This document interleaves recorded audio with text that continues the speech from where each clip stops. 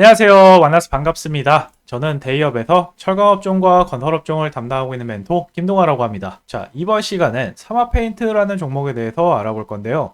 자, 최근 침체된 부동산 시장에서 리모델링 시장이 굉장히 좋지 못한데도 불구하고 셀프 인테리어와 같은 개인의 수요가 늘게 되면서 실적이 오히려 좋아지고 있는 상황입니다. 자, 주가를 움직이는 건 수급뿐만이 아니라 이렇게 다양한 요소들이 유기적으로 맞물리면서 형성을 하게 되는데요. 자, 그중 제가 핵심 요소를 이번 시간을 통해 여러분들께 알려드리도록 하겠습니다. 또 우리 대기업에 정말 많은 전문가들이 쉴 새 없이 발로 뛰면서 많은 기업들의 분석 영상들을 업데이트하고 있으니까요. 많은 관심 부탁드리고, 자, 오늘 본격적으로 분석해볼 상하 페인트에 대해서 궁금하신 점이 있으시다면 제가 회사에 찾아가는 한이 있더라도 반드시 끝까지 파헤쳐서 여러분들의 궁금증을 해소시켜 드릴 예정이니까 좋아요와 구독 한 번씩만 눌러주신다면 저에게 정말 큰 힘이 될 것 같습니다. 자, 우선 개요부터 한번 확인해 보시죠. 자, 사마페인트는 1946년 4월에 설립이 돼서 93년 9월에 코스피 시장에 상장을 했습니다. 자, 현재 국내 800여 개 대리점 유통망을 좀 확보를 하고 있는 상황이고, 자, 중국이나 베트남, 말레이시아, 인도 같은 곳에도 진출을 해서 페인트 사업을 영위를 하고 있습니다. 자, 국내 페인트 산업에 대해서 제가 짧게 짚어드리면 주요 원료의 50%가량을 해외로부터 수입을 합니다. 자, 그렇기 때문에 수입 의존도가 높아 환율에 좀 민감하게 반응하는 경향이 있는데요. 또 주로 액상 형태로 공급이 되다 보니까 물류 비용이 비싸고 휘발성으로 인한 화재 위험성을 갖고 있기 때문에 중국, 일본, 동남아시아 같은 가까운 나라에 한정적으로 수출하거나 국내 수요를 충당하는 내수 위주의 산업이라고 볼 수 있습니다.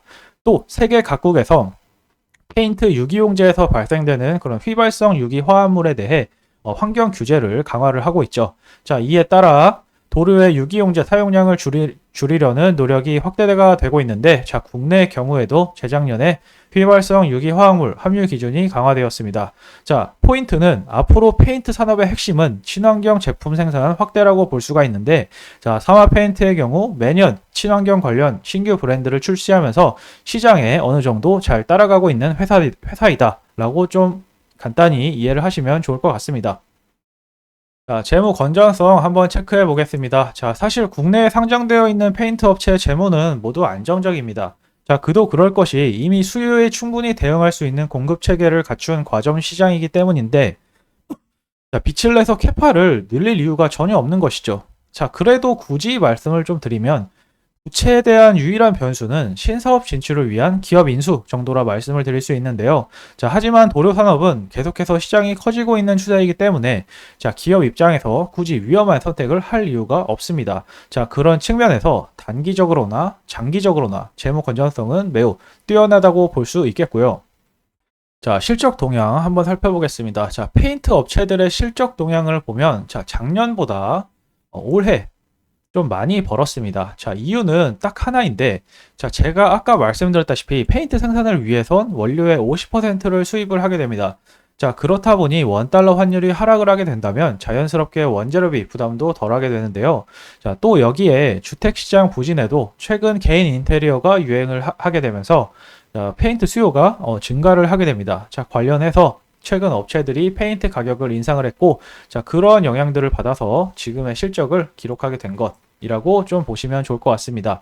자, 그렇다면 이런 좋은 실적들을 계속해서 이어갈 수 있을까요? 자, 이 부분에 대해서는 제가 답변을 드리기가 조금 곤란한데요. 자, 고려해야 할 그런 요소들이 환율이나 국제유가와 밀접하게 연동이 되어 있기 때문에, 자, 세상에 어떤 변수들이 갑자기 생기게 될지 모르죠. 마치 중동 전쟁이 갑자기 시작된 것처럼 말입니다.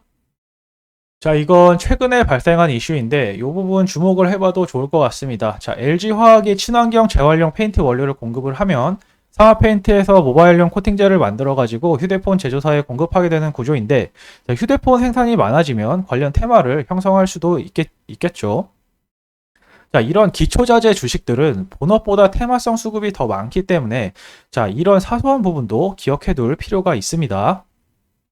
자, 기사 제목은 주택 정책이 효과가 없다, 뭐 이런 내용인데, 정책 효과가 있건 없건 투자하는 사람의 입장으로선 아무 상관이 없습니다. 자, 주식은 기대감을 가격에 가장 많이 반영하기 때문인데요. 자, 이런 페인트 주식들은 그 무엇보다 정부 부동산 정책에 가장 민감하게 반응을 하는 경향이 있습니다. 자, 그래서 정부가 어느 타이밍에 어떤 정책을 낼 것인가 여부에 집중하는 것이 좋은데요. 자, 저의 경우에는 일단 내년 총선 전후로 자극적인 주택 관련 정책이 나올 것이라 생각을 하고 있습니다. 자, 이미 다양한 정책을 냈지만 자금 경색으로 인해 정책 효과가 미미한 상황이죠. 자, 그러한 관점에서 실적도 잘 나오고 있기 때문에 사마페인트 관심 가져봐도 좋지 않을까라고 말씀을 드립니다.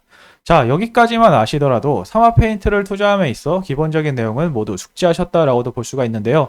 자, 다음 2편을 통해 현재 주가가 적절한지 여부에 대해 분석을 찍어 올릴 예정이니 참고 부탁드리고, 자, 내용이 도움이 되셨다면 좋아요와 구독 한 번씩만 눌러주시면 저에게 정말 큰 힘이 될 것 같습니다. 자, 영상 끝까지 시청해주셔서 감사합니다.